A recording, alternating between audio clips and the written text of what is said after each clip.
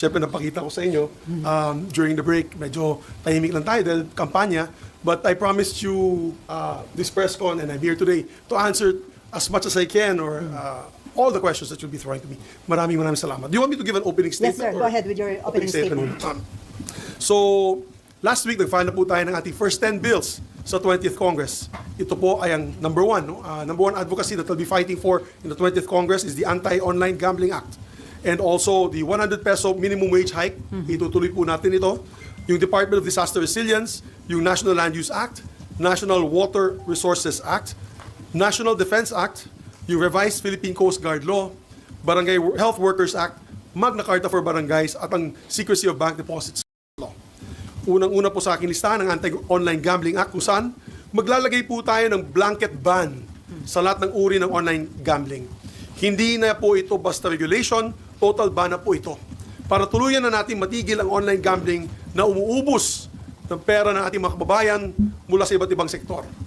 And similar to how we banned isabong, similar how we banned Pogo, ito ay magandang hakbang para matanggal na po itong addiction sa ating mga kababayan. From our elderly to our children, it is so easy to fall victim to the silent epidemic of online gambling. Anyone can easily fake their identities and their ages online. Kahit mga menor de edad, kayang-kayang gamitin ang mga online banking accounts at e-wallets ng kanilang mga magulang para makataya sa mga online gambling sites na ito. At dahil madaling gamitin at nakaka-addict laruin, talagang nalululong po ang ating mga kababayan dito sa online gambling na to, lalong-lalo na ang mga kabataan.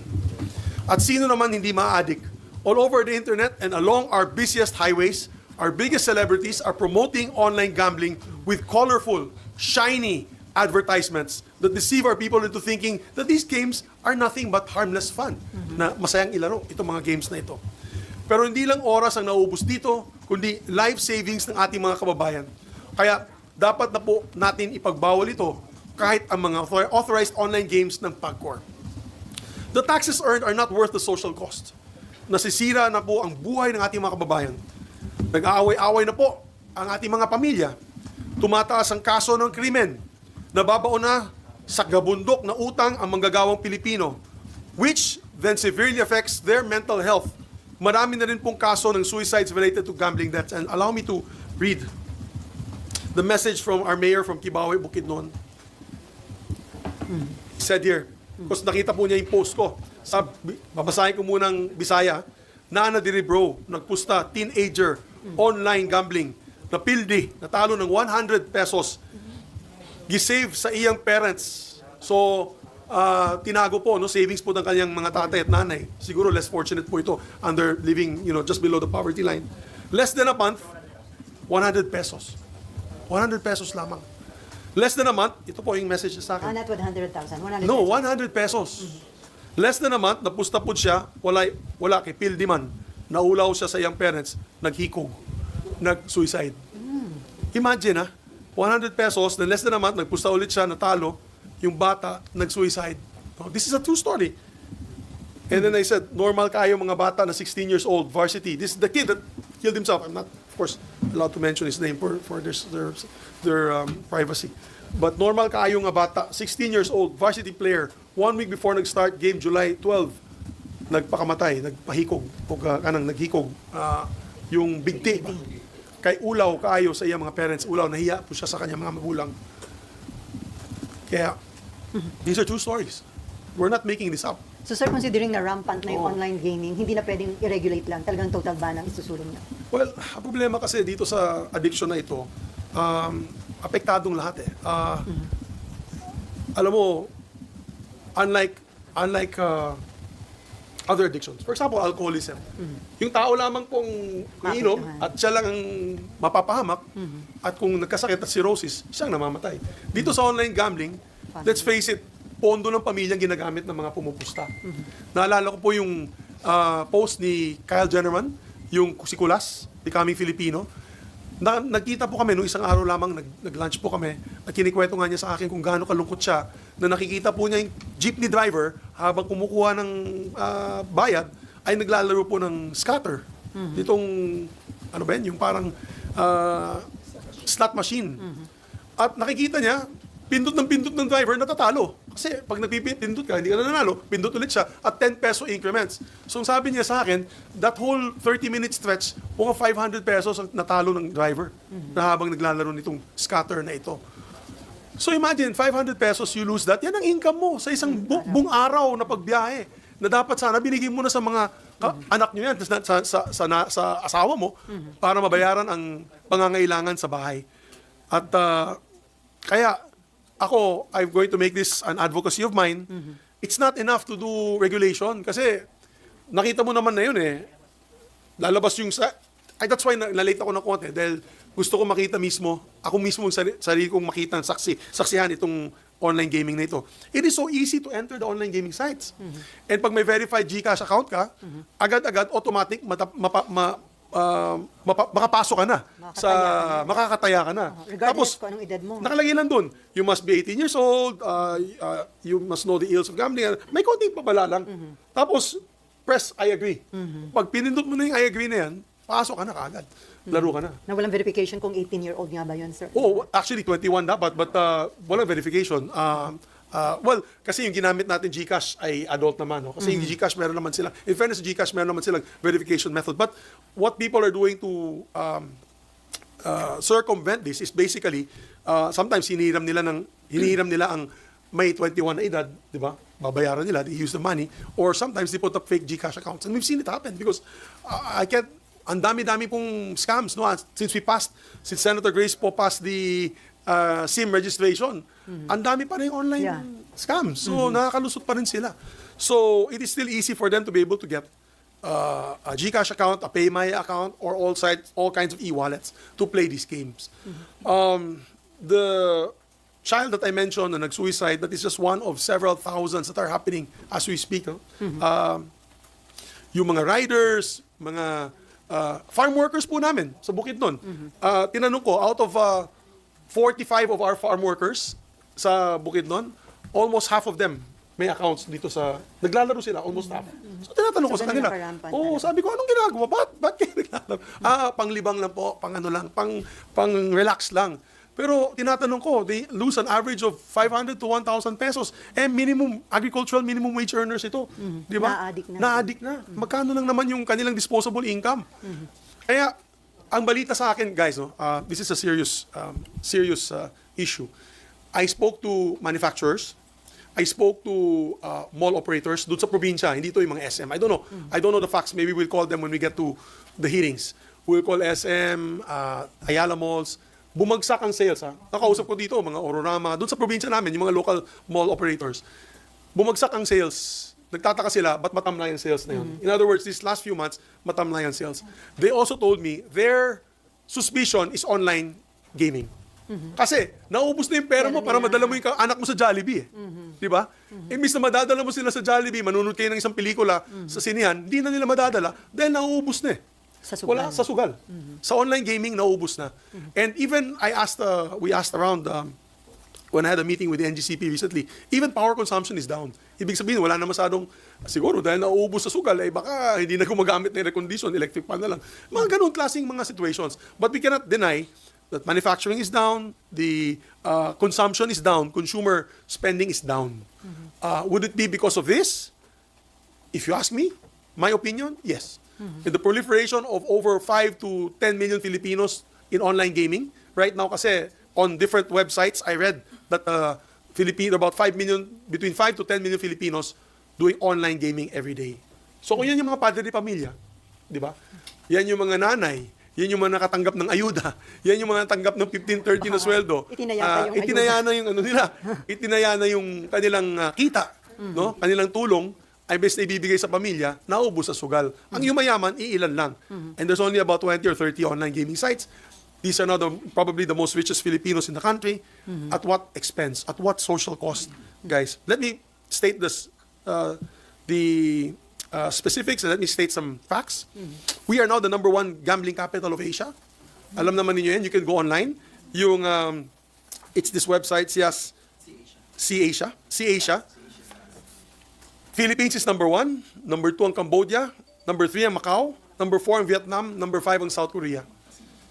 In terms of number of casinos. Sa online gaming, we're also close to being number 1. The top 5 countries for online slot players, slot machine players, online yan for 2023. Number 1 is Indonesia. Number 2 is Cambodia. Number 3 is the Philippines. Number 4 is Myanmar. And number 5 is Russia. Okay? So, top 3 tayo. Top 1 na nga tayo sa casinos. Top 3 na tayo sa slot machines. And this is in 23 statistics, 2023. Paano kayo na yun? Parang mas accessible na po siya. So, ano pong plano natin? We'll make our prohibited acts under our bill, Senate Bill number 142. Senate Bill number 142. It is the prohibited acts, establishment, operation, conduct of online gaming in the Philippines, which shall cover those offshore or foreign operated digital gambling platforms or applications. Number 2, acceptance of any form of betting or wager by digital gambling platforms or application through online. Number 3, facilitating the use of electronic wallet or e-wallet and other digital payment systems for online gambling. Pagbabawal po natin yan. Number 4, advertising through traditional media, online and social media, including posts of content creators, vloggers, influencers, which promote online gambling and specific digital gambling platforms. So, ang gagawin po natin, website blocking, application removal, mandatory response period for all takedown and blocking of removal request issued by PAGCOR, the DOJ, of course, reporting and compliance mechanism, and penalties for non-compliance. So, yan po ang gagawin natin. There's also a list of penalties. For example, those who violate Section 4 and 5 will be met with the following. First offense, 20 million peso fine and suspension of license of 6 months. Second offense will be a fine not less than 50 million pesos or suspension of 1 year. And the third succeeding offense is the penalty of 100 million pesos and permanent revocation of its license permit operated by PAGCOR that PAGCOR will impose. And there's also the Criminal Act. The chief operating officer, president of the company shall be penalized with imprisonment of not more than 6 years by the court. So, also that the license and permit to be revoked under this provision for those registered gambling, these are for registered gambling operators with physical operations such as casinos, which are also into online gambling, and digital payment systems like GCash, PayMaya, and credit card companies. So, yun lamang po. Of course, I'm willing to answer other questions about my other bills, but ito pang ipaglalaban po natin. I've gotten so much support from different LGUs. Ang dami pong LGUs sumusuporta nito. Ang dami pong grupo ang nagpapadala po ng pasalamat sa akin online sa Facebook ko. And we have all sorts of NGOs that are really pushing for this. Sana wag na natin pag-usapan ng regulation kasi yung regulation nalulusutan eh. So, sir, nalulusutan. Kaya sana tulong-tulong po tayong pagbawal itong online gaming para sa ating bansa. Sir, appeal ba kayo na maging maisama ito sa priority kapag nag-LEDAC meeting? Yes, if I had an opportunity na makausap po ang ating Pangulo o mga leaders natin, sana po may isama nila ito, pag-usapan nila ito sa LEDAC. Because the social cost is not worth it. It's not worth it. Nakita naman po natin nangyari sa isabong. Yung mga naglaro po ng isabong, biglang bigyan ng napakalaking kapangyarihan that they already decided to take lives even into their own hands. So we want to remove this type of sickness in our society. And as I mentioned earlier, domino effect na ito. Siyempre, pag medyo ubus ka sa utang, na-addict ka sa utang, at nasa gambling, at nagkaroon ka ng napakalaking utang, ay domino effect na yan. May narinig po ako na may isang lalaki, ninakaw nila yung tip box ng restaurant last week. I read it on a news item. Dahil daw, babayaran daw niya, gagamitin daw niya sa online gaming at babayaran daw niya yung mga kautang niya dito. So, before you know it, we'll be a nation of gamblers and we'll be a nation sinking into this gambling addiction. So yung online gaming giant DigiPlus Interactive Corporation, which operates Bingo Plus, Arena Plus, and Game Zone, sumulat sila sa Philippine Stock Exchange, and they said that the recent price shocks had been triggered by the filing of the online gambling regulatory bill and online gambling prohibition bills at the Senate and House of Representatives. So, ibig sabihin, but that's part of the game. I mean, kahit mawalan sila. Sin yan eh. Alam mo yung mga may sin taxes, di ba? Ano ba yung sin taxes? Yung Sigarilyo. alcohol, sigarilyo, sugal. Ano yan eh? It's an item, guys. It is a game. It is a vice that is not needed by society, di ba? So, pag pumasok ka dito sa industriya na ito, it's fair game. It's fair game. So, maraming bansa, like for example, Singapore, heavily regulated yung casino. As a matter of fact, yung casino nila ay nakikita lamang sa isang lugar. And they're only given one license. And locals are not, I believe locals are not allowed to play. Foreigners lang. Hinihingan ka ng passport. Kung wala kang foreign passport at Singaporean ka, hindi ka makapasok doon. And many other countries have banned online gaming, have banned casinos. As a matter of fact, sa United States, although they have Las Vegas, but you cannot just find an ordinary casino anywhere in the United States. For example, you're in Michigan or Connecticut or you're in California, kailangan mo pumunta sa Indian reservation. Yung casino sa California is in Indian reservation. Babiyahe ka pa ng malayo para pumunta doon. And it's not accessible everywhere. Here in the Philippines, you don't need to go to a casino. Ito lang, kailangan mo. Parang nagkakasino ka na. And minimum bet, by the way, is 1 peso. Sa casino, walang tumatanggap na 1 peso. Kaya tahimik lang ako pagdating sa casino. Kasi sa casino, kailangan may disposable cash ka, dala mo eh. So, halos middle income to mayayaman ang naglalaro doon. Di ba? Sir, kapag nag-implement ng total ban sa online gaming, sa pag-aaral nyo, magkano magiging foregone revenue? Yan ang hindi ko pa alam. We'll find out. Do you have the list? At kung meron man, hindi yun enough? I'll find out from my staff. I had it research. So 47 billion. A year. A year mawawala. So, But we maliit can, kumpara dun. 47 billion is small. Buti sana we're earning 500 billion, but at the expense of our people. Remember that collection is taxes collected for the people who bet. Obviously, the more taxes earned, the more taxes collected. That means more people are playing and bigger amounts. So, Ay kung hindi na nila gagamitin sa pagsusugal, ipamimilyan na nila, sir, ng pagkain. Na consumption will increase. Tama. Mabuboost din kasi yung consumption. Di ba? May disposable income sila. Turuan naman natin yung kababayan natin na magkaroon ng savings. Di ba? Turuan naman natin yung mga kababayan na magkaroon ng savings para sa kanilang pang-araw-araw na panggastusan. For example, pati yung mga patrikula daw ng mga anak. Di ba? Nagagamit na doon dito sa online gaming na ito. Kaya sorry na lang anak, di ka na makakapag-aral dahil naubos yung savings natin dahil sa online gambling. So these are the ill effects of online gaming. The 47 billion is not enough to justify that. As a matter of fact, napakaliit niyan.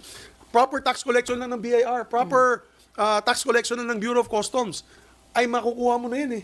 'Di ba? Yung mga tigil na yung mga under the table na mga racket nila doon ay talagang mako-cover nila yan. And you can go other taxes. We can do like for example, yung disposable plastics tax. We can even do a tax on yung tinatawag nila na yung sa chichirya. We can do also that. Yung junk food tax. You can do that, no? Small amounts to be able to recover that. Kasi ayaw naman natin din yung mga bata natin, mga anak natin, kain ng junk food, di ba? Sa Amerika, ganun. They have a junk food tax. So, okay, this 47 billion can be recovered in many ways. Just efficient tax collection alone, makukuha na naman, income na natin yan. Kakaroon ng income na yan. Sir, kung hindi magkakaroon ng batas tungkol dyan sa pag-total ban sa online gaming, ano yung scenario nakikita mo in the future mangyayari sa bansa natin? Wow. Well, right now, we're the #1 gambling capital of Asia. And you can see na matamlay ang ating bansa. They say our economy is growing, but I really actually don't see it. With due respect, no? Consumption is down. Yung mga malls, pag maglakad kayo sa malls, konti lang yung tao gumagastos na yun. So lalo na pag na-addict na po ang ating mga kababayan dito sa online gaming, we will no longer have high consumption of our economy. And right now, Europe, nagsasakripisyo para sa kanilang pamilya. Pagdala ng pondo, ilalagay sa GCash, gagamitin sa scatter at kung ano-ano pang mga online casinos, online slot machines at nauubos lamang. So that's what's going to happen. Consumerism will go down and that's what's running our economy now. Kasi mahina yung manufacturing natin. We're almost zero increase in manufacturing. Exports. Very, very small number of exports. On a recent online survey of ABS-CBN, sang-ayon ba kayo na ipagbawal ang online gaming sa Pilipinas? Ang result was overwhelmingly in favor of the ban. And even online, makikita mo online, mayroong mga heart and then yung parang ibang icon para hindi pagbawal. Like this one, it's 175,000. There's another one that I saw, overwhelming then about 50 plus thousand were against online gaming and only 500 plus were for online gaming. So, it's becoming to be a scourge in our society, guys. I'm letting everyone know that this is becoming to be worse. Ganito lang nagkumpisa yan. Yung sa isabong, diba? Parang walang namamansin dyan. After 2 to 3 years, pumunta nga ako ng Siargao kasi I go fishing sa Siargao. Yung mga nagtatambay lang doon, lahat sila nakaisabong, nakapapanood ng video. Sabi ko, this is going to be another problem in our country and it became a big problem in our country.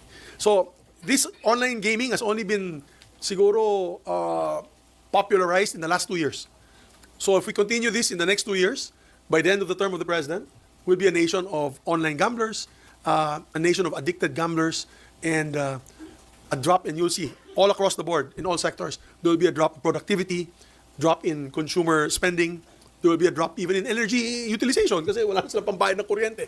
And this will also increase the number of crimes, petty crimes, theft, scamming, and all that, para lang makapagbayad dito sa addiction na ito. So we have to stop this. We have to stop this. Or else, kawawa po yung ating mga anak, ating mga kababayan. So sir, considering na maraming sumusuporta dyan sa proposed bill nyo na yan, sa tingin nyo, mabilis siyang maaprubahan dito sa Senate? Alam mo, problema natin, malalakas na individual ang kalaban natin dito. Mayayaman po ito. Nakikinabang dito sa online gaming, sir? Mayayaman po ang mga kalaban natin dito. We all know that the owners of online gaming sites are very wealthy and powerful individuals. It's going to be a tough fight. Marami akong kausap na mga senador, halos kalahati naman, ay Supportive. pabor dito sa ipagbawal ang online gaming or high regulation. Pero hindi pa natatakot ako, hindi pa lumalabas yung mga, syempre hindi pa nagfe-flex ng muscle itong mga maglalabi against the banning. And that's the fight that I need the people themselves. Kailangan talaga natin dito yung taong bayan. Yung sila na mismo, sukang-suka na sila, na sila na mismo magsasalita. Kasi sasabihin ko na yun sa ating mga kababayan, mga makapangyarihan ng kalaban natin dito. And I need your support. We all need your support. Those who are trying to ban this need your support. Para may tuloy natin ang laban na ito. Ako till the end. I will vote for it till the very end. Bahala na nung magalit sila sa akin. Marami talaga mga bilyonaryo matatamaan dito. And I think we all know how they play the game. And I hope that the House of Representatives, okay na dito sa Senate, kasi sa Senate, we do things sometimes that are unpopular to certain sectors, but it's good for the people. Pero ang apela ko po ay sa House of Representatives. Ang aking asawa po ay nag-file din po similar measure. All four Bukidnon congressmen filed the measure on banning also online gaming. So sana mag-follow suit ang iba't ibang mga congressmen and women na ipagbawal natin itong online gaming. Sir, the mere fact na mahaba yung proseso ng pag-approve ng isang batas, tanong ni Nympha, yung kasing sa Pogo at Isabong, napatigil muna through executive order. So mananawagan Yes. ka ba na mag-issue muna? Malaking for the bagay, meantime? alam mo Ate Sally, sa ating mga mahal na Senate media, malaking bagay na ang posisyon ng Presidente ay mapapakinggan natin dito. Malaking bagay yun. Dahil, tamang sinabi mo, yung Isabong pinatigil po ni Digong. PRRD yan, ni Tatay Digong. Yung Pogo, pinatigil po ni Presidente Marcos. So, biro mo yung Pogo nga that was offshore gaming. So, hindi apektado ang kababayan natin dito. Ang apektado mga taga-China. Kasi it was focused on China. Yung games na yan, offshore gaming yan Ang nangyari lang, dahil nga sa daming Chinese na nakatira dito, unfortunately, we had all sorts of crimes happening within their community na spill over din sa atin. No, yung mga triad pumasok dito, iba't ibang gang, iba't ibang sindikato. Kaya nagalit na rin po tayo, nakasama rin po yung pagsispiya. No? Papasok dito bilang Pogo worker, nag-spy pala for the Chinese government. So, the President put his foot down, President Marcos put his foot down, sabi niya, no more Pogo, dun sa zona niya na pinalapakan ko po dahil po kami po ay anti-Pogo. So, dito din sa online gaming, it will take the President a lot of political will. Because Filipino operated ito, marami din siya kaibigan, na nagmamayari nito mga kumpanya na ito. And I think he will show great leadership. No, he will show great leadership if he puts an end to this online gaming and gambling for the Filipino people.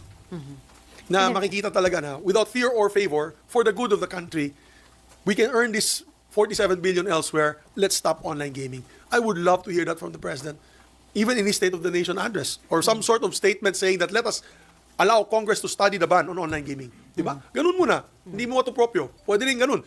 Let us allow Congress to study the ill effects of online gaming. Give me the report and I will act.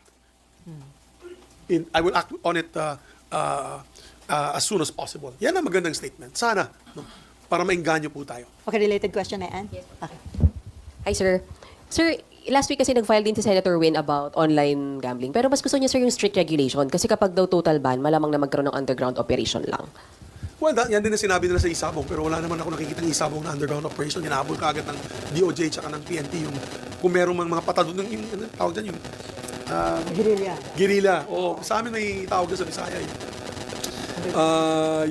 I forgot. Anyway, it's a Bisaya term na doon lang sa barangay tapos binibidyo ay yung laban. You don't think, di kayo naniniwala na posibleng magkaroon ng underground ops kapag tinutal ban niyo, sir? Kasi meron at merong sugarol po eh. Meron sugarol, pero my dear, ang mangyayari dyan, pasawa yung Pilipino eh. Magaling sila makalusot eh. Magaling sila makalusot dito sa online gaming. And there will be groups that will cater to mga Pilipino na pasaway. Di ba? Nangyayari yun eh. Napakadali nga na yun pumasok sa kanilang mga websites. So I believe in a total ban. Why? Because then we can monitor and we can penalize. Matatakot na kasi yung Paymaster, matatakot ng GCash. They'll be afraid to use their e-platforms. Without the e-platforms being utilized, then that's a different story. Pero habang nandyan yung e-platforms, pati yung credit cards, wala. Hindi mo mawala yung addiction. Oh. Okay, same question. Ay, okay ka na, Ann? Mav. Sir, clarification lang po. Yung 47B, that's only first quarter 2025? First 3 months of the year lang. Yung foregone revenue. Ay, yung revenue. Opo, yung revenue. So, kung parang if we will go with this number, sir, parang bigger industry pa pala to kaysa sa Pogo. Yes. And the bad part about it, it's utilizing Filipinos. Not foreigner. Not foreigners. The bad part about this online gaming, let's say, for example, they earn 160 billion a year, but they're earning it from the people who are gambling on the field. Yung masa. Masa yan. Yung social Social ills nga ang mangyayari dyan. This is something alarming na, sir, itong ganung nangyayari. quite alarming. Ako na nagulat. You're right. You pointed out that it's only one quarter. That even alarms you even more. Kasi that's revenue coming from the taxes collected on the betting. Ibig sabihin niya, napakarami na ng Pilipino. Baka hindi na ako maniwala na 5 to 10 million na. Baka 20 million lang. Maganda dyan, sa mga hearings na igagawa po natin para dito sa online gaming na ito, we're going to ask all the e-wallets and credit card companies to tell us more or less the number of participants or the number of users that use their e-wallets to pay for this online gaming. Kasi we'll know the figure, 90 million pala. I'm sorry, Sally, Ate Sal. Yung what I found out is GCash has 90 million users. And I think Paymaya has about half of their users. So I'd like to find out, it'd be interesting to find out ilan dun sa 90 million ang naka-log on dito sa online gaming. With secrecy, of course, and privacy being the utmost priority. Numero lang, malalaman natin yan. Sir, related question. Raymond and then Marlon. Related po sa gusto niyo magsalita si Presidente, would you want na mabanggit niyo ito in the forthcoming SONA? Sana. Actually, magsusona tayo this July. Sana po. Sana po banggitin po natin Pangulo itong issue ng online gaming, online gambling. Maganda pong sabihin niya na kung hindi po niya munang ilalabas ang outright ban katulad na ginawa niya po sa Pogo, pwede po niyang banggitin na I would like to instruct the different agencies of government to make a study on the social ills and the effects of social effects of online gambling, and at the same time we will await the report of Congress and the Senate on the investigations in aid of legislation against online gambling or regulating online gambling. That would be a start. Magandang mapakinggan natin yan kay Pangulo, itong SONA. Dahil grabe na, no? Grabe na. Itong pangyayari nga dito sa binanggit ng mayor namin sa Kibaoy, Bukidnon, isa lamang po to sa napakarami. I got LGUs from Bataan yesterday. They sent me messages through Facebook. LGUs sa Visayas, yung Samar, Eastern Samar, they sent me also, may vlogger doon, nagpadala din sa akin ng private message. Ganun din po ang story nila, ang kwento nila.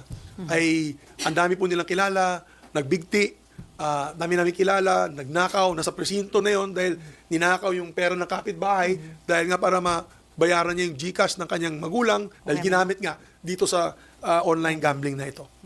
So it's getting out of hand. It's getting out of hand. So I appeal to the President. Mr. President, let's do something about this. We can't just take this sitting down. That income is not enough justification for the social ills that it will cause our country.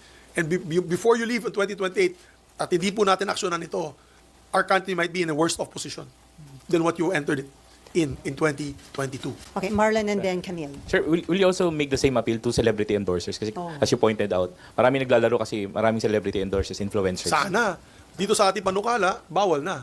Actually, sa panukala din ni Senator Win, under the regulations bill, tigil na din eh. Tigil na yung advertisements. It's gonna be treated like cigarettes and alcohol, basically tobacco, which is no more advertising in TV and in online platforms.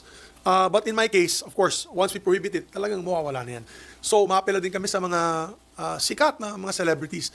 Let's not use your position to encourage more online gaming. Nakikita nyo naman yung nangyayari na yun. Baka pwede na kayo mag-pull out mismo. Alam ko malaking bayad sa inyo. But pag-isipan nyo naman na nangyayari na yun sa ating mga kabataan, sa ating mga kababayan. No? So, maybe it can be voluntary at this point in time. No? Maybe it can be voluntary. Maybe the advertising companies can put down the big, huge posters and billboards in EDSA and all over. Lalaki ng mga billboards, lalaki ng mga posters sa EDSA, nakalagay doon. Mga iba't ibang online gaming facilities. Sana take down na natin yan. Let's take it out. Let's start correcting these social ills. We have to start fighting this. So may info ka ba kung may mga public officials, lawmakers na involved na rin sa online gaming? Marami. Kaya nga sabi ko, makapangyarihan. Kaya, Meron akong alam na, of course, hindi ko na. Meron akong alam na mga lawmakers and of course, officials and very influential people that are in this business. So, again, no, it will be tough. I mean, I'm not against, for example, yung casinos per se. It's there, legal na yan eh. Legal na yan, nandyan na yan. For example, yung mga bingo sa mall. Okay na rin yun. Kasi, okay na rin yun. Pupunta ka talaga sa mall, dala-dala mo yung pera mo, bibili ka ng ticket, okay na yun eh. Yung sa sweepstakes, okay na yun eh. Ang problema, accessibility. Ayan, sa online. Kayo, baka may mga teenagers kayo na anak na hindi nyo alam, naglalaro na pala, hindi nyo alam, di ba? Kasi halos lahat ng bata na yun, may Gcash eh. Okay, Camille and then Nympha. Sir, nasabi niyo nga po grabe yung epekto nito. But with the current situation here in the Senate, what are the implications of a split Senate on the passage of key legislation? Split po tayo talaga ngayon eh. So, how will it affect? Well, kaya importante, nagkaka-caucus eh.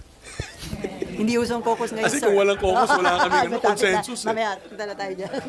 Di ba, dapat may consensus eh. I think, no, I don't want to put any malice on any of my colleagues, but ang akin lang, I presume na sila lahat ay pabor na mawala itong social ill na ito na addiction to gambling. I think all of them would want. How they approach it, siguro yan ang diskusyon natin na yun.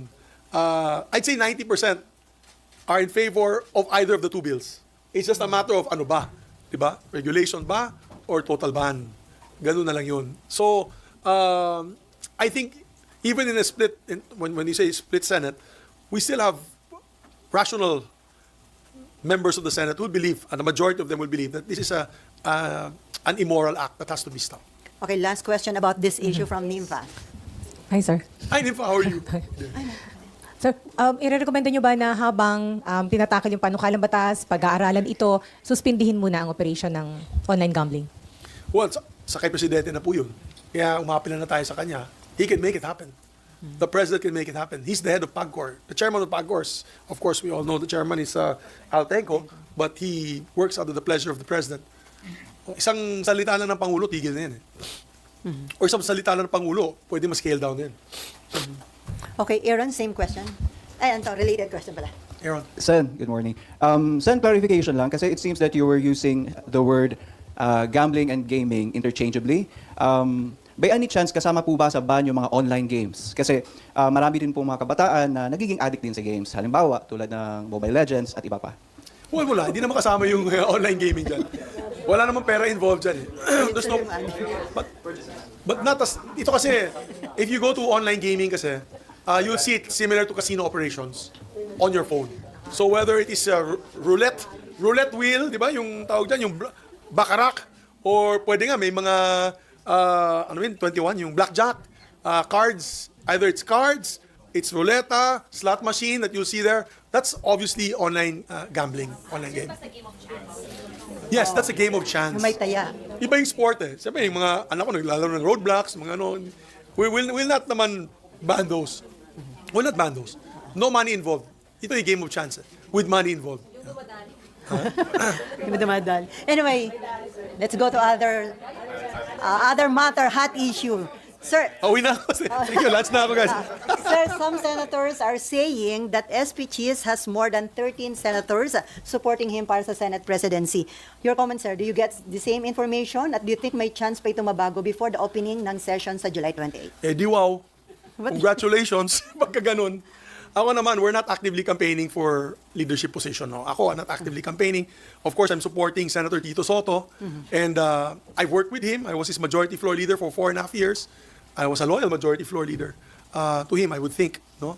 Up to this day, ang akin lang kasi, let me speak about Senator Soto. So, ang nagugustuhan ko kay Senator Soto, naniniwala siya sa consensus building, katulad ng ginawa ko for my 2 years as Senate President. Nagko-caucus po tayo.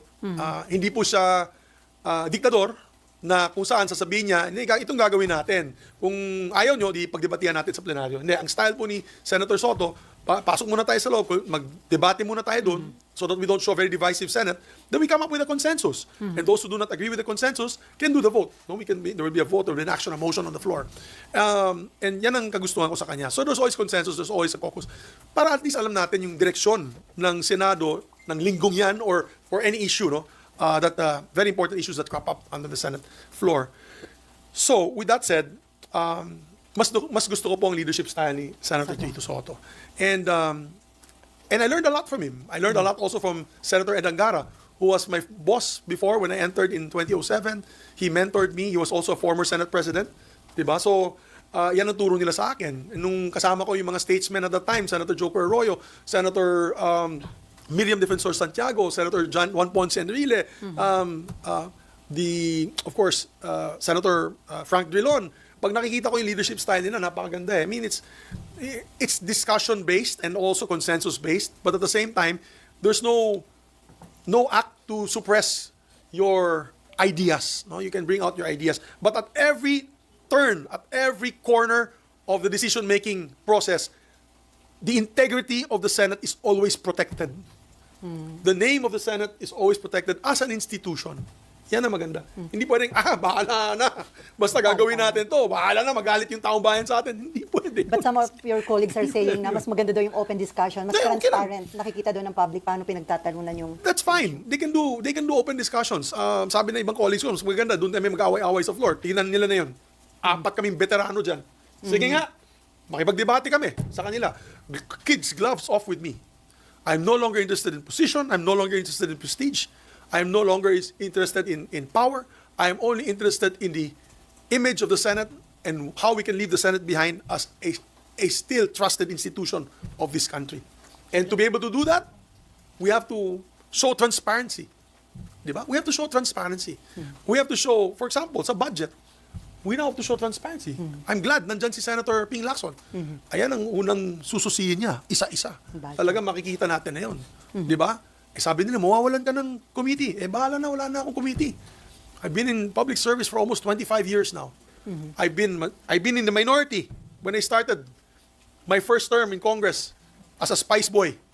Ako pala yung Spice Boy. Yung iba tinuturing ng Spice Boy, Bright Boy yun. Hindi Spice Boy yun. Ako lang yung Spice Boy sa Senado na lumaban, with due respect to some of my colleagues na natamaan nun, na lumaban sa makapangyarihan nung araw na yun to get the 77 signatures for an impeachment of then President Joseph Ejercito Estrada.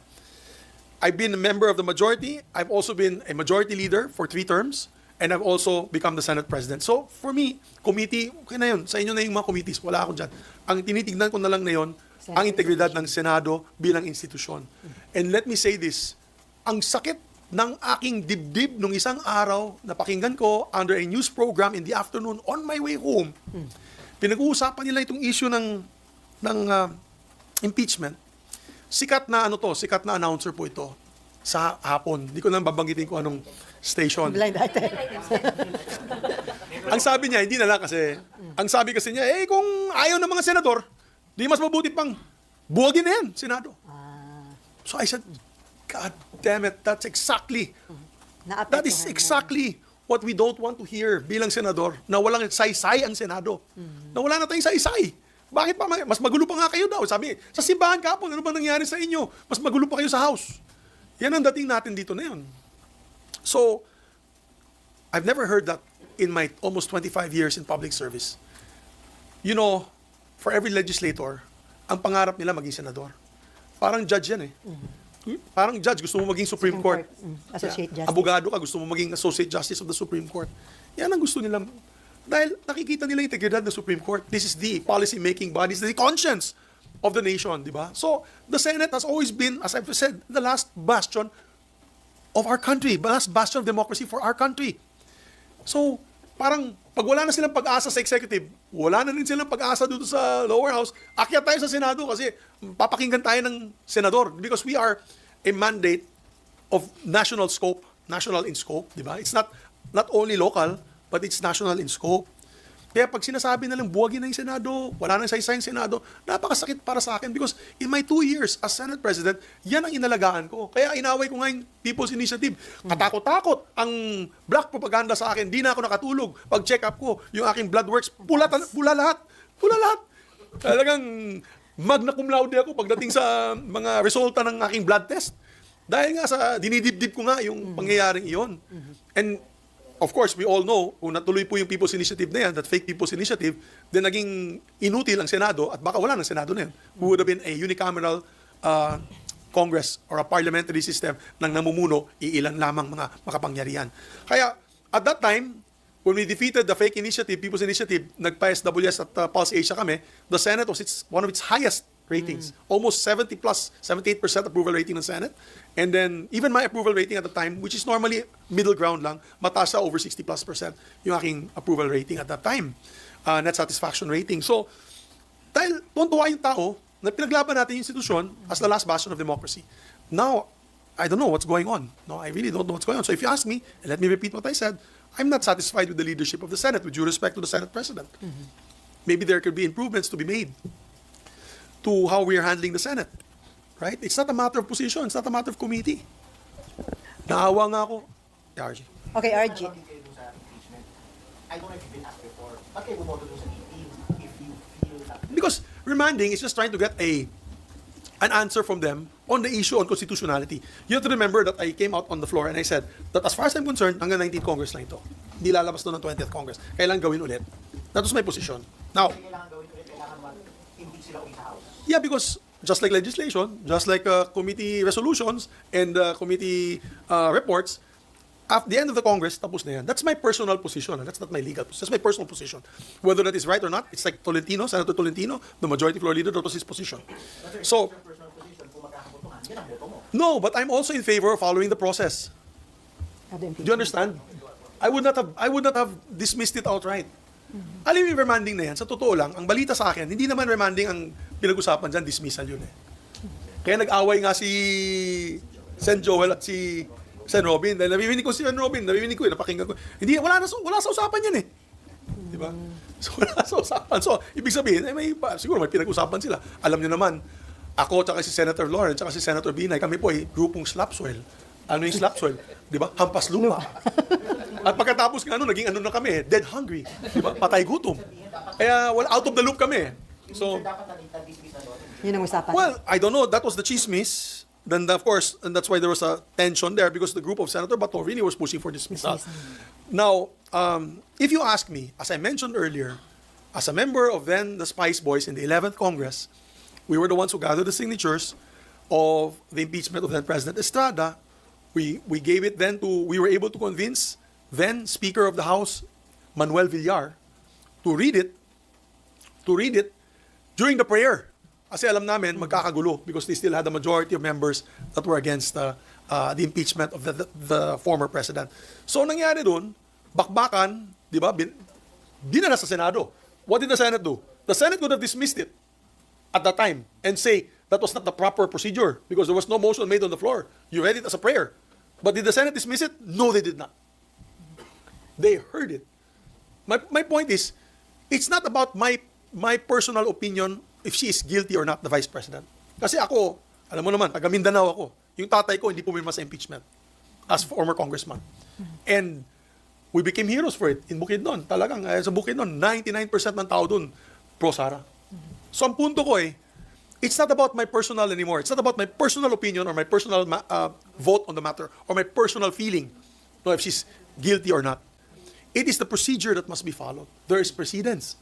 We've had in this Constitution if I'm not mistaken, since 1987, only two successful impeachments. The third kasi, nag-resign siya. Nag-resign si Merceditas Gutierrez. On these two, it was acted upon by the Senate. So, I'm sorry, no, wala naman nakalagay sa Constitution, nakalagay doon forthwith, di ba?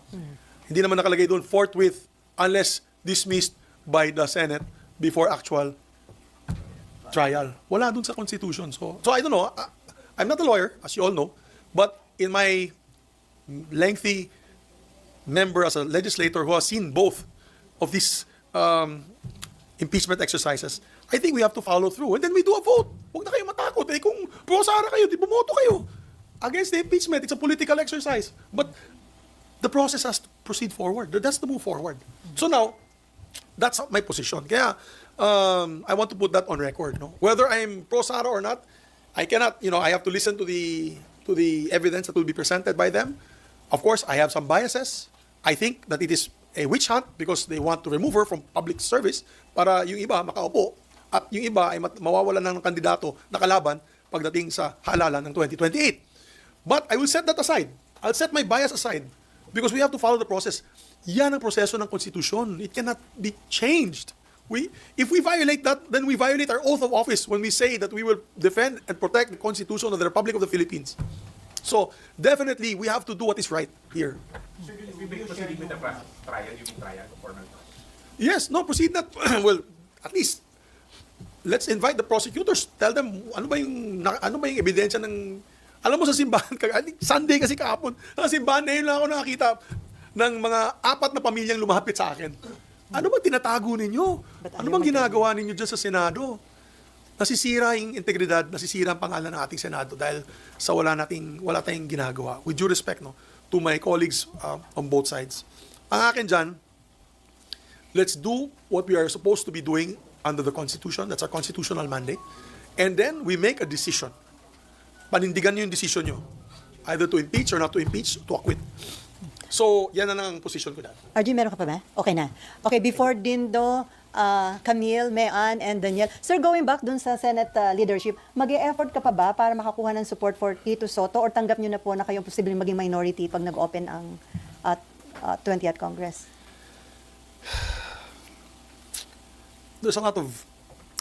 I have a lot of privileged information. Yung mga kumakausap na sa akin na ganito, hindi magandang pakinggan. Kaya hindi ko na lang babanggitin. What are the reasons why they don't want Tito Sen?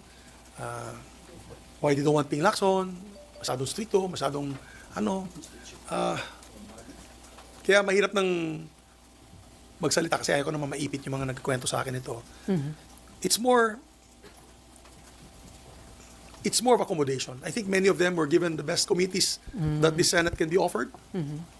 Obviously, our selling point with our group is to be able to repair the image of the Senate, and therefore we want to make it more transparent, especially dealing with the budget.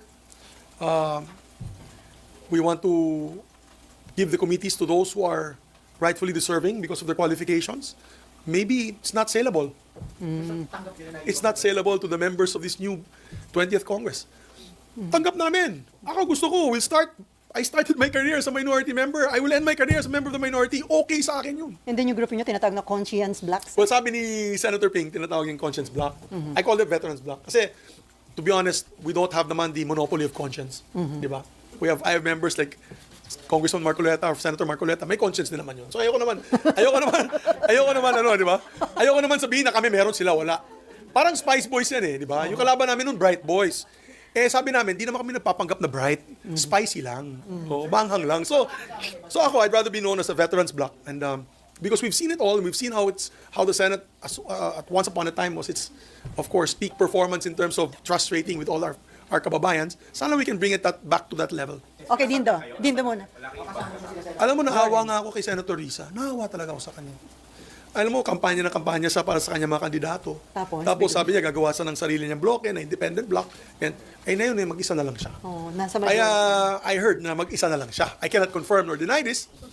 But, willing yung i-adapt, sir? of course, she's most welcome to join us. Although, we have a divergent I'd say, position on some issues.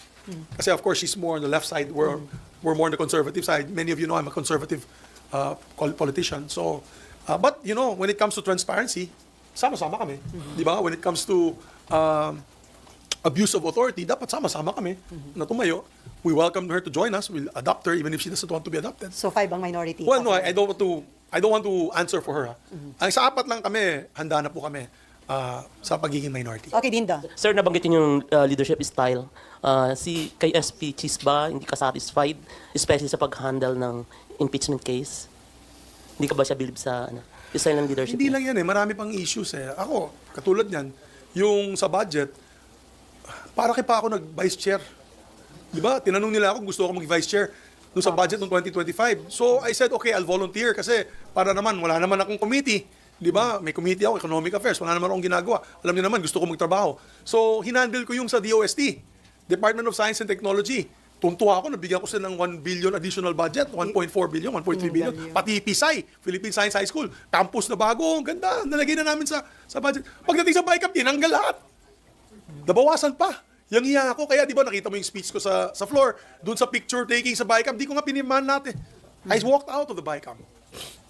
Because I was so upset on the handling of the budget. Apparently, I'm not the only one.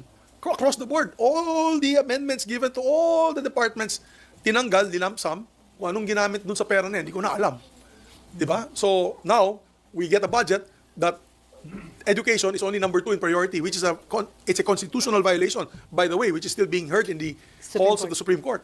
So, if you ask me, that budget was the worst budget I've ever seen in my 25 years of public service. I mean, we all, as leaders, I had 2 budgets during my time. Sinagot naman ni Sani yung mga kung saan pumunta yung pera, nadagdagan yung edukasyon, nadagdagan yung military. Diba? Klarong-klaro. Ito, puro DPWH lang nadagdagan eh. Diba? So, diba? Nabusog yung DP. Dondi, meron ka pa? So, yun lang. Kaya, that was just one of them. So, the handling of the impeachment is one. Of course, the budget's another. And the lack of transparency. For example, the Senate building. What is going to happen with the Senate building? Findings came out na wala naman. On track naman daw. We're spending a lot. 4 kasi na tower yan eh. Di ba? So, ano na yung pangyayari dyan? Di namin alam. Matutuloy ba yan? Will it become a white elephant? We're not told what's going to happen to that. Hindi ka na-update. No, there's no update whatsoever. Don't know what's going on. Among their side, yung kumakausap lang sa akin doon, and I'll be honest about it, and I thank him for it, is Senator Alan Peter Cayetano. Senator Cayetano is the only one lumalapit sa amin. Nakausap kami, yung ano bang mga problema na pwede maayos. Kasi account chair siya, di ba? So, I have to thank Senator Cayetano. At least he reaches out to us. Me, Senator Lauren, and Nancy, who's now mayor of Makati. So, yes, I see that the leadership is lacking. We need some sort of, if not, then we're ready to be in the minority. Okay, may Ann Camille and then from Rappler. Sir, kasi it's sudden yung na kung sino pa yung mga veterano, experience gaya ninyo, kayo pa yung hindi mag-lead sa 20th Congress. Kung baga, pwede nga minority talaga kayo. Yeah, actually, it saddens me because, alam mo, yung chairmanship kasi na yun, parang binibigay sa mga not so qualified members of the Senate sa aking pananaw. At tapos yung mga super qualified, katulad ni Senator Lauren Legarda, ay binigay sa kanya, culture and arts na lang, na napakasipag naman ng tao. Sabi ko nga sa kanya, baka sa next Congress, hatiin na yan. Baka ikaw na si culture, ako na si arts. Committee on Arts, siya culture. Dahil nga, hampas lupa na kami. Dead hungry, ano yan. Patay gutom na kami. So, paglaban na lang namin yung integridad ng Senado. So wala pang pag-uusap sa committee chairman? Wala. Kami, whatever. Kayo, sir, What? ano yung kinuha? Nothing. Nobody's talking to us anyways. So nobody's talking to us anyway. So wala problema. Yung masama doon, pati yung mga kasamaan ko na parang gusto ko na ilabas na sama ng loob ko. Pero sige lang. Tayo lang naman. Tayo lang naman. So sir, Tayo lang naman. Tayo. So, sir- Online ba? Okay. So, sir- Hello, online. sir, yung bang seatmates, buhay pa o disbanded na? Wala na. Medyo masama ang loob namin kasi at least sana naman kinausap din kami. Alam naman nila si Tito Sen yung unang namin. I've been telling them, okay ba kayo kay Tito Sen? Tahimik lang sila, quiet lang sila. Tapos mamaya may mga na pala sila. Statement na. May mga Decision na hindi naman kami sinama. Baka gusto nyo, sama-sama tayo na ito yung committees nyo. Ganyan. Wala. Hindi kami kinakausap. So it's okay. Kaya nga patay gutom na kami. Kaya ba paulit-ulit ka kanina na sinasabi mo, emphasize mo yung loyal majority? I was just loyal to my, I'll tell you what. During the Farmally, kaya nga, my demise was because I respected the committee system. I respected the committee chair.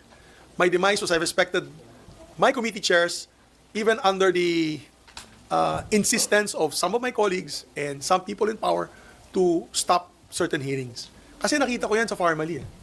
Nung panahon ni Tatay Digong, ni President Digong Duterte, they were trying to stop the family hearings. 1 year yun, kay Tito Dig Gordon, di ba? 1 year yun. And it came to a point that there was almost a coup attempt against Tito Soto at that time. I was approached, I will no longer mention who approached me, and asked if I was interested to take over his position. I said no. And that's for the record. I said no. At dahil I said no, nanatili din yung grupo namin sa seatmates block, wala silang magagawa. Di ba? So, tuloy-tuloy yung hearing noon. So wala na seatmates, sir, ngayon? Wala na? Buwag na. Well, hindi ko sabihin buhag, pero syempre, Nag-iisa ka na lang ba sa seatmate? kami ni Loren. Sila nila. Kami ni Loren. Sir, isa na lang. Sir, Meron kaming grupo, sa grupo sa aking aking Viber, may Viber group ako, Slap Soil Seatmates. Ampas lipas. Slap Soil Seatmates, ako, Senator Nancy, Senator Lauren, sinama namin si Sec Angara. Kasi nabawasan yung budget niya ng education eh. So hindi nasama sila.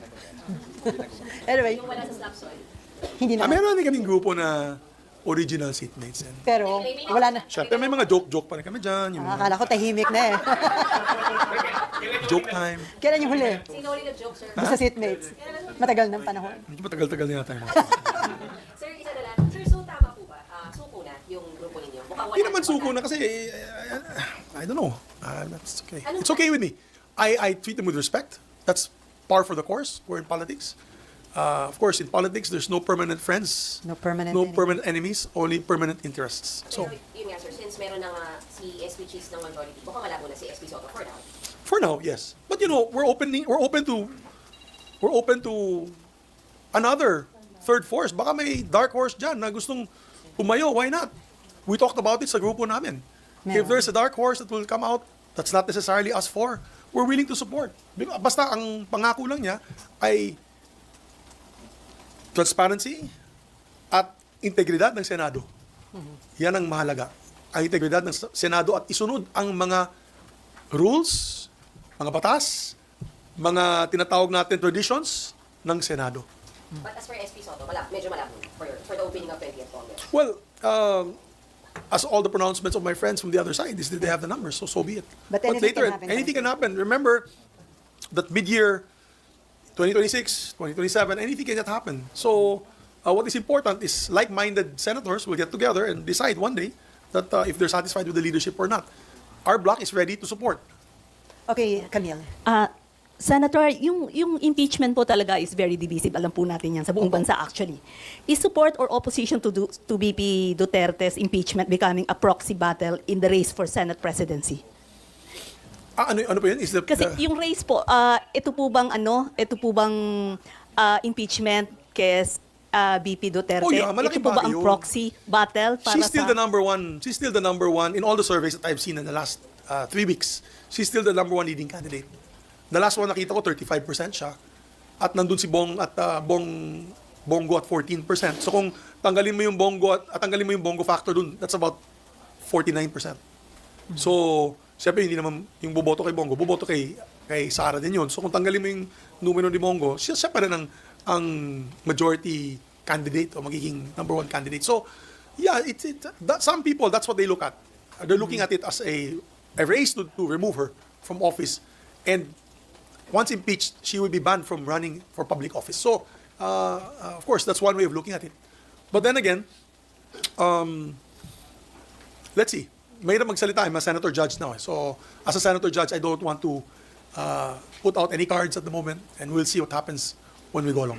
Yung labanan po ba na to, Senator, is about yung mga gustong magtuloy ng impeachment at saka yung gusto na, yung ayaw magtuloy? Will it be Feeling ko, a big issue? Feeling ko, pag umpisa natin itong July 28,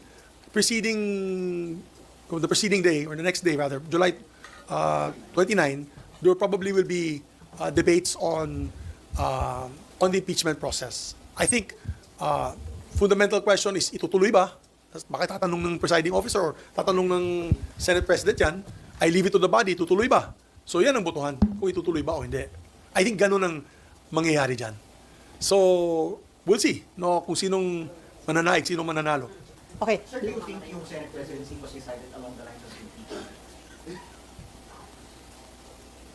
My silence is deafening. I don't confirm nor deny. Last Pero one. syempre, ano yun, par for the course yun. Diba? Last two Alam mo sa questions. politics lang Okay, Ate Sally, scratch my back, I scratch your back. Yeah. Ganun lang naman yan, di ba? So, ano yan? Teka, last two questions from Danielle and then from Rappler and then, kay Raymond pa. Okay. Okay. Senator, so far, base dun sa nakukuha namin, the Senate leadership is a done deal as of now, right? But the opening of the 20th Anything Congress... can still happen, guys. Yeah. Anything can still happen. Still I 3 mean, weeks there's away. 2 weeks to go. Maybe one of the blocks there will see us. So, we're not saying it's a done deal. Yeah. Although, signature-wise, I think it is. Marami nang pumirma nun. Sa Pero resolution. sa May resolution, I think may over 13 na sila. But anything can still happen between now till 2028. So, I mean, July 28. Okay. July 28. Center mo nun. Inom muna ako ng kape. Nakape muna ako. Graduation. Ay, hindi pa gumagalaw yung Ha? Wala na ako. Retired na ako nun. Hindi, no? Okay, tapos ka na, Rappler. Meron pa. Sorry, sir, So it's what- still possible, Yeah, anything can it's still happen, yes. So what do you think will turn the tide for Jesus Cordero or Soto? Ano ba yung possible pa na maganap in the lead up to the opening of the 20th Congress that could possibly change the decision for now? Well, I can't say. I can't say. I mean, they all have to examine their conscience on who they want to support. Diba? Ganun lang naman yan. It's an individual decision. Although it's by blocks. We all know there's a 7-man block, the Duterte block. The Duterte block can join us. There will already 12. All we need is 1. That's 13. Diba? They can join Cheese, then they have the number. So, there's also the other block. There's the Cayetano block. So, maraming bloke din eh. So, Niligaw niyo yung Duterte Block. dalawa pero kasama din, may mga kasama din sila. Well, for example, there's also the Tulfo block, dalawa. Cayetano block, dalawa. Pero pumirma na daw. Hindi, yung Estrada block. Villar Block. Estrada Block. Well, I guess yung seatmates na naiwan doon, 3 sila. Di ba? So, I mean, for example, if the seatmates all of a sudden decide to come back to us, then that's 4 plus 3, 7. Plus, let's say we get the Cayetano block, that's 7, 8, 9. So we just have to get 3 more. I mean, Duterte things block. can still happen. Things can still happen. We're not surrendering at this point in time. Basta importante na dito sa grupo namin, gusto sana namin protektahan ang integridad ng Senado. Maawa na kayo, bugbog na bugbog ng Senado. Sa matang tao, bugbog na ng Senado. So, Sir, never say die kayo. never say die. Iron Eagle. Okay. Danielle, then Raymond, and then Myla. Kanta yan eh. Sir, good afternoon. Sir, paano kung kayo yung lumaban doon sa Senate presidency? May chance ba na makuha nyo yung Duterte block, and since sa Mindanao naman po kayo? I don't want to talk about numbers at this point in time, partner. Mahirap ng pag-usapan yan kasi magsalita ako, mahirap na. Sir, yung sa impeachment lang, sinabi nyo rin kanina na parang tutol kayo na tumawid. Dapat end na sa 19th Congress. So, ibig sabihin, pag nag-start yung 20th Congress at italakayin yung impeachment, hindi nyo naman mahaharangin. Hindi na. Well, pag desisyon yung grupo na ituloy ang diskusyon, we have to continue with the process. We have to continue with the process. Okay. Huwag tayo matakot bumoto, di ba? Bumoto tayo. Many of them have made up their minds anyway. So let's proceed with the process. You want to shorten it? Okay. But then let's vote. Let's decide. Sir, si Sa Myla, body. yung kung nakita yung resolution? Okay. Okay lang. Okay, Raymond. Doon lang sa parang yung considering yung emotion ninyo regarding the Senate leadership. Diba, in 1 or 2 words, how would you describe the current Senate leadership? Just like you were saying before your time na consensus leader kayo. What about today?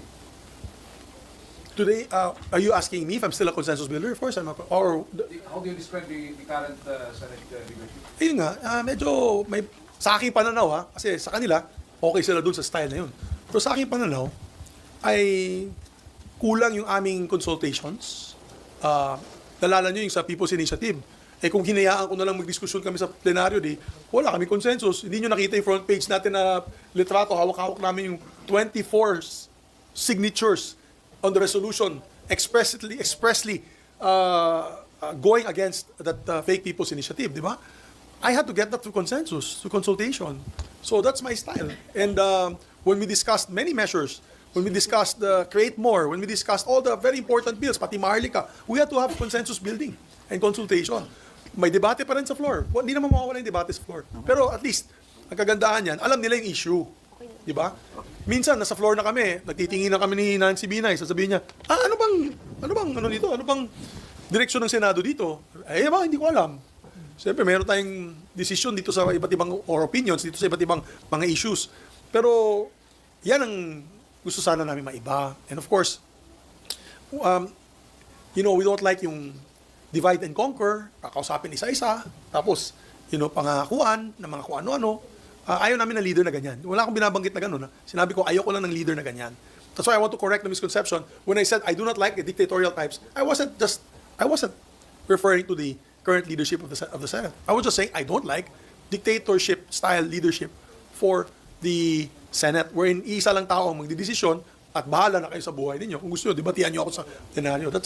Remember, as I mentioned, the Supreme Court, kanina, sabi ko, lahat ng abogado gusto maging member ng Supreme Court. Okay. Lahat ng member ng Supreme Court, ang leader niyan, you call primus inter pares. Correct, attorney?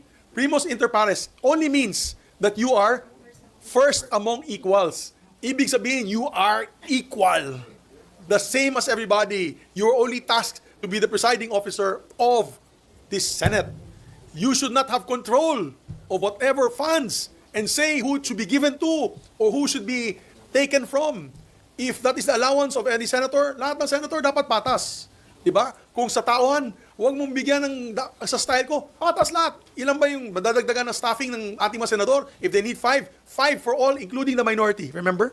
We did that. Hindi yung dahil, slap soil yan. Wala yan. Kayo, 10. Kaya, yan ang ayaw natin dito mangyari sa leadership ng Senado. Diba?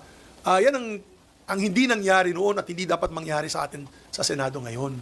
That's why, I miss the leadership, for example, Senate President Drilon, Senate President Soto, Senate President Juan Ponce Enrile, even Senate President Nene Pimentel, who I had the pleasure of being my minority floor leader when I was majority floor leader in 2007. They would probably now, they would be cringing on the fact of what's happening to the Senate. I'm sorry, with due respect, and some members will disagree with me, and they would probably hit me and say I'm speaking on my own. It's my opinion. They are entitled to their opinion. I'm entitled to my opinion, and that is my opinion. Yung nakikita nating taong bayan, kayo na lang, kausapin niyo yung mga kapitbahay ninyo. Ano bang nakikita nila sa Senado na yun? And I'm sure you will have the same opinion. Okay, on that note. Thank you. On that note, I just want to say, never say die and never surrender. There is still time.